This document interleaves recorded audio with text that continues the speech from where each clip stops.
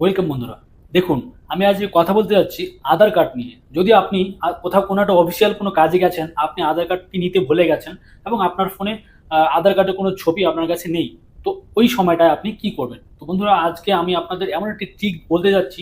এই ট্রিকটা যদি আপনি ফলো করেন, তাহলে আপনার যে ফোন নাম্বারটি রয়েছে সেই ফোন নাম্বারের দ্বারা আপনার যে আধার কার্ডটি রয়েছে সেটাকে আপনি ডাউনলোড করে নিতে পারেন, বা ওখান থেকে আপনি প্রিন্ট করে বের করে আপনি জেরক্স কপি করে আপনি দিতে পারেন। তো বন্ধুরা, এই সেটিংটি দেখার জন্য আপনাকে একটি আমার এই ভিডিওটি একদম স্কিপ করবেন না, পুরো ভিডিও দেখবেন, তবেই আপনি বুঝতে পারবেন এই ট্রিকটি সম্বন্ধে। ঠিক আছে, তো চলুন ভিডিওতে দেখা যাক। এই ট্রিকটি জানার জন্য সবার প্রথমে যেটা আপনাকে করতে হবে, আপনাকে চলে আসতে হবে গুগলে আসার পরে আপনাকে সার্চ করতে হবে। আপনাকে এখানে সার্চ করতে হবে UIDAI, এই লেখাটি লিখে আপনাকে একবার সার্চ করে নিতে হবে।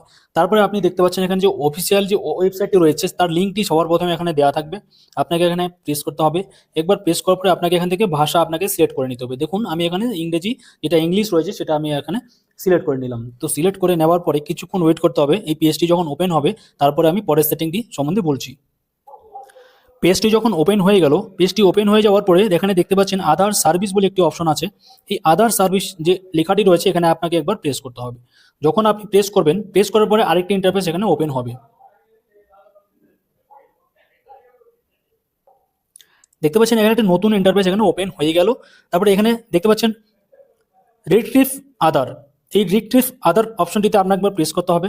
প্রেস করার পরে আপনার যে নাম রয়েছে, যেহেতু আমাদের কাছে আমাদের আধার নম্বরটি নেই, সেহেতু আমাকে এখানে এই ইন্টার নেম অপশনটিতে নাম লিখতে হবে।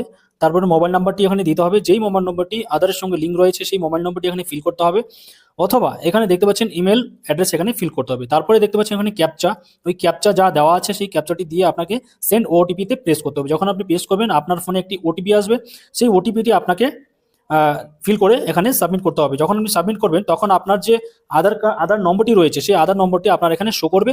সেই আধার নম্বরটি আপনাকে কোথাও লিখে রাখতে হবে। তো লিখে রাখার পরে আপনাকে একবার ব্যাক করে আসতে হবে। ব্যাক করে এখানে চলে আসার পরে এখানে দেখতে পাচ্ছেন ভেরিফাই আধার। তো ভেরিফাই আধার অপশনটিতে আপনাকে এসে এখানে একবার প্রেস করতে হবে। প্রেস করার পরে সবার প্রথমে এখানে দেখতে পাচ্ছেন যে ডাউনলোড আধার, এই ডাউনলোড আধার অপশনটিতে আপনাকে একবার প্রেস করতে হবে।